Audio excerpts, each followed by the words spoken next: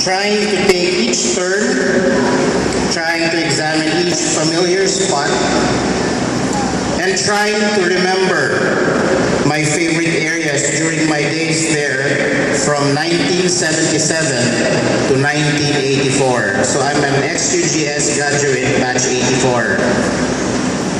I suddenly felt very sentimental and found myself just smiling with the memories, many wonderful memories that were caving in. Among them, the music room that was later transformed into one of the grade 6 classrooms during my graduating year. This music room, where a big and newer building now stands, occupied a small area where school brawls took place, yung bagay. During my time, pupils who would who would have misunderstandings would just say, likod na lang tas music room, unya.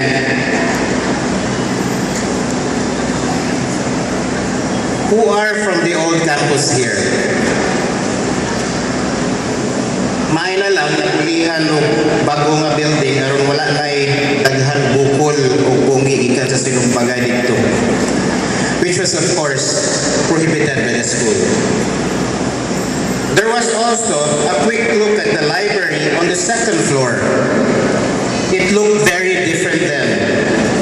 There, my classmates and I would go inside, feeling both a desire to grab a book and read, as well as an excitement to take a peek on the other side of the library, because like the auditorium on the third floor then, it was being shared with the girls in pink and the very strict sisters in gray or white, the RVM nuns. My 1-hour nostalgic visit to my old elementary campus culminated in my reaching the third floor where the auditorium was, or still is. For me, that was just amazing. For after more than 30 years, the place where we had a number of dialogues, or to paint a clearer picture for you, Sunday morning presentations where we regaled our parents with our costumes and acting, where we celebrated each and every event with our beloved families and teachers, still look very much the same. That unique visit to the auditorium made me tell my wife about it and actually bring her there too a few days thereafter.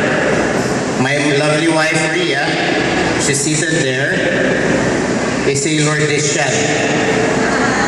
And ex-U boys then had a very special thing for them. Our next door neighbors. We were not co-ed then, and some ex-U and Lourdes alumni parents here probably know what I'm talking about. I actually married a Lordesian. The ceiling, chairs, and the stage seemed unchanged since my last visit as an elementary student. I insisted to my wife that we went inside as it was open. I went up the stage and to the backstage.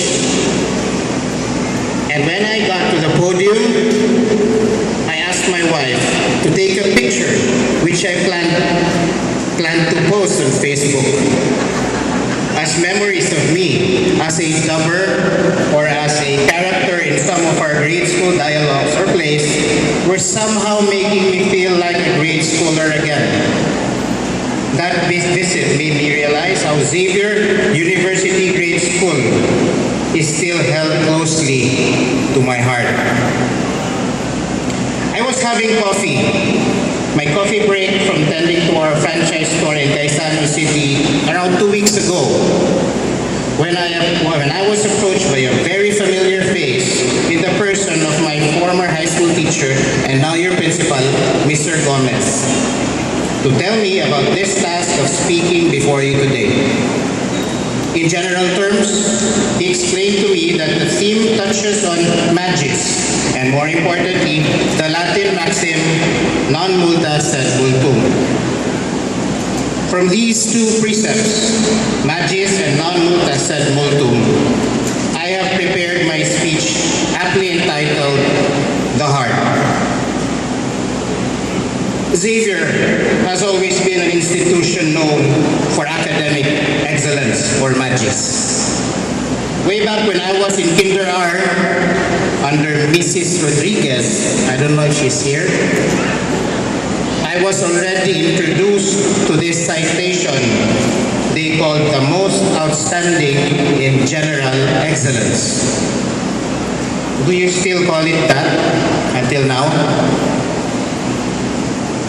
And through grades 1 to 6, and even going to higher education, as all of you graduates are aching to reach, the idea of studying hard for excellence, of taking one's lesson seriously, from math to science to religion to Araling Panlipunan, which you now call Hikasi, so as to deserve those academic awards was consciously taught. And Xavier, starting from the elementary level, by being consistent in abiding and applying the principle of magis, has indeed produced quite a number of Quizbee and various contest placers who would later on become makers and shapers of this city and this country. Now allow me to say this.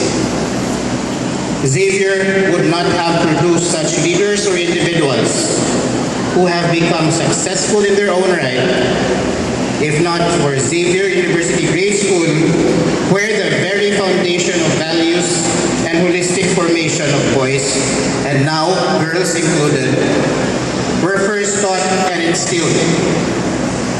Indeed, if I may quote, Xavier University Grade School has always been an institution where the development of wholesome values and attitude is given equal importance as the acquisition of knowledge and skills.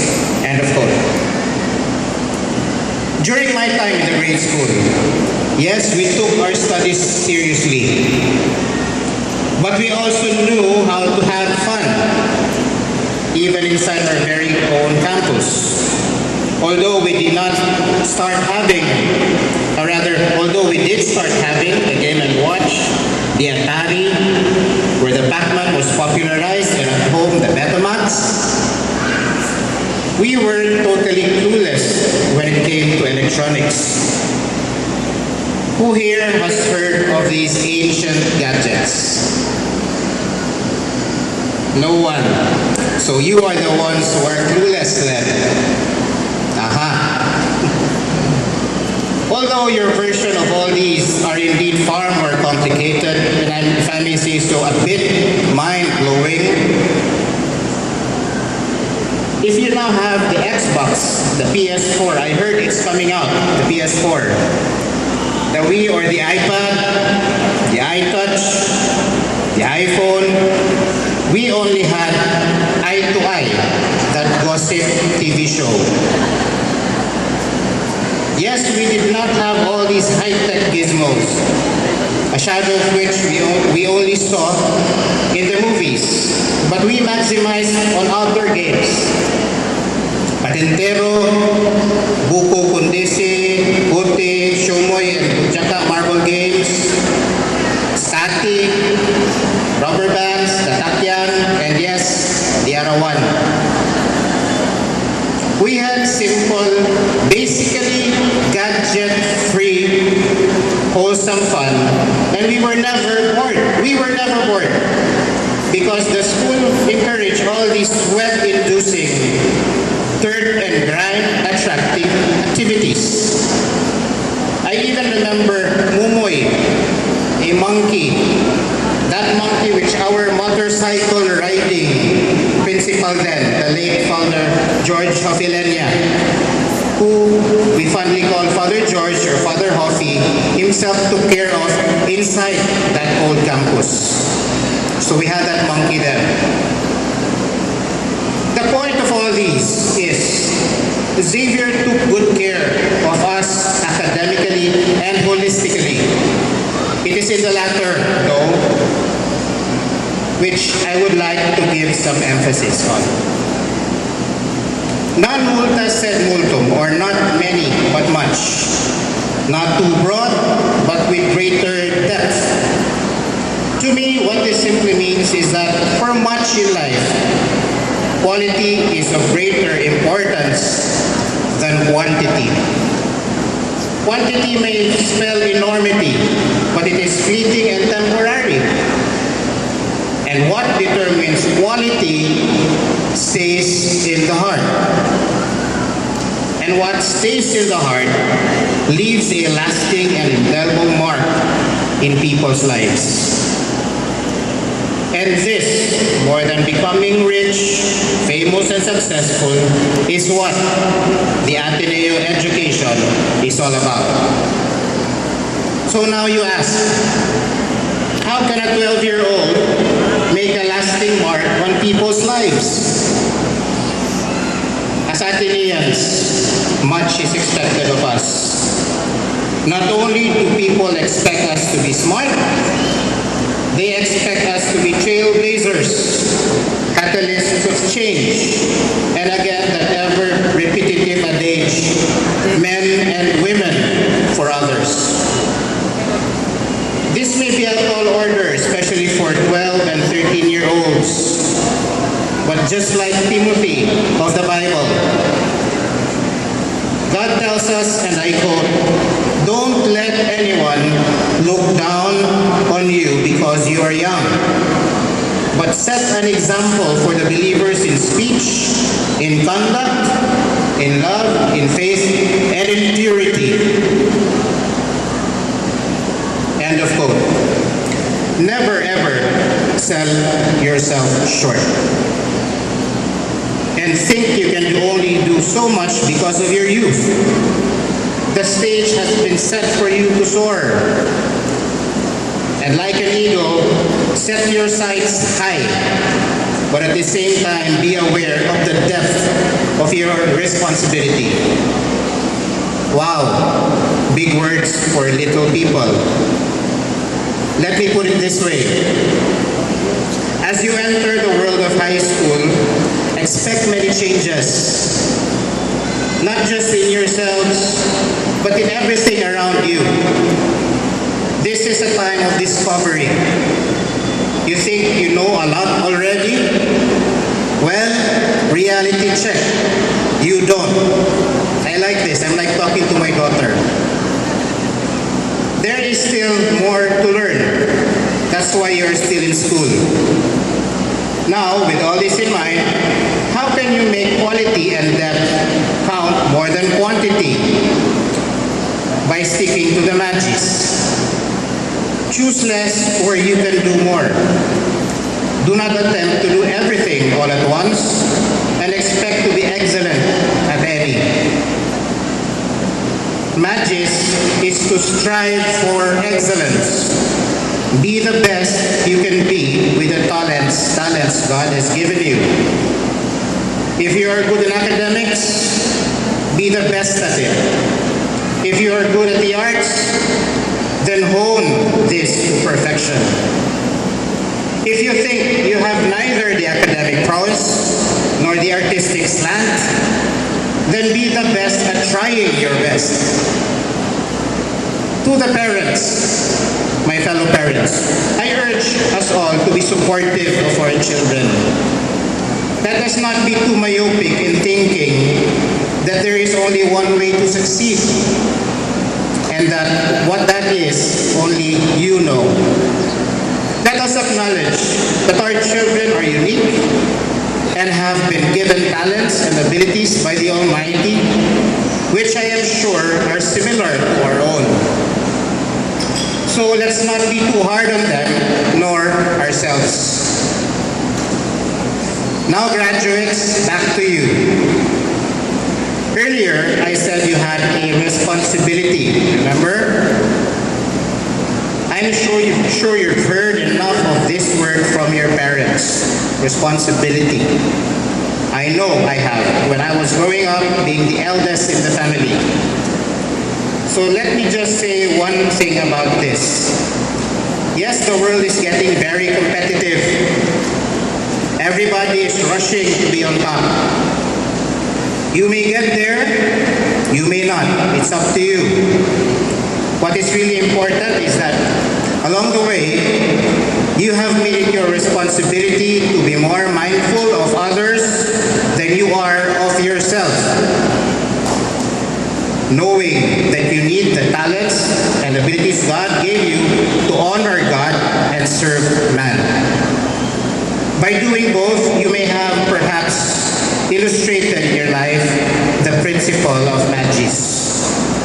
Yes, many receive honors and accolades for doing well in school, but those who didn't get any shouldn't feel so bad or less smart. They should not feel exempt from the call of excellence, nor should they feel they are incapable of demonstrating this. By no means magis is for all Athenians, all created beings for that matter. We are all called to this, and we have all been given the capability to achieve this.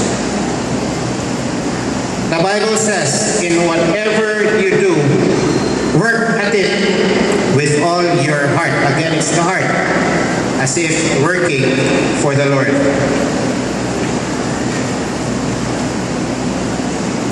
It's the Heavenly Father's approval that counts the most. Excuse me. Yes, years of schooling, higher learning, having a career, a business, and a family of my own, the lesson I learned within the walls of Xavier University Grade School from 1977 to 1984 as to what really counts, as to what it really takes to love God above all and be meant for others is still cherished. Day by day, I still try my best to live out and be a good Christian example to my children, my friends, and all the people the Lord allows in my path.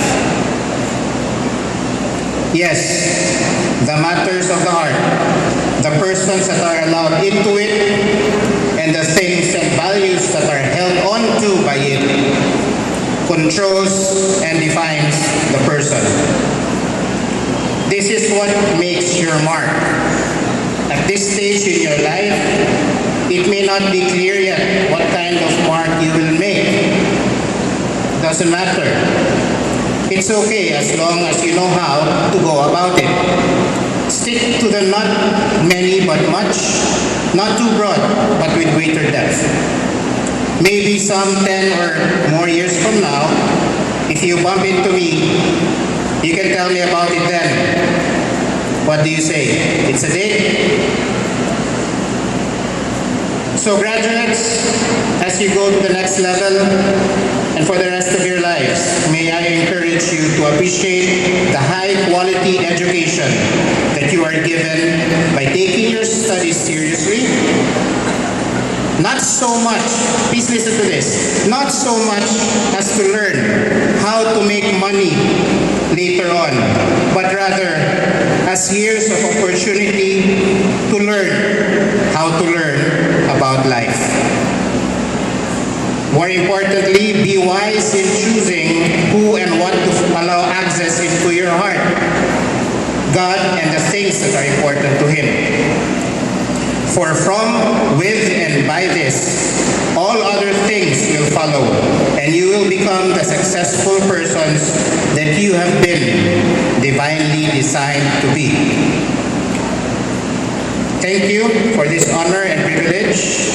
Congratulations again, graduates of class 2013 ad Maiorem Dei Gloriam.